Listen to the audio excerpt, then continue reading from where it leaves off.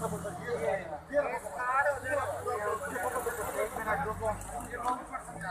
Focal person है।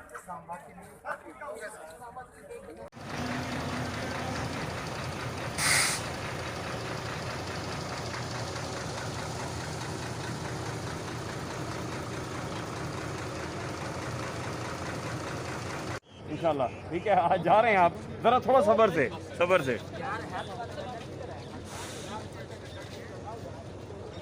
यार। आप बात सुनो, हेल्थ वालों को कह रहे हो वो बस किसने खड़ी की है उधर, वहाँ कौन खड़ा होगा बस में?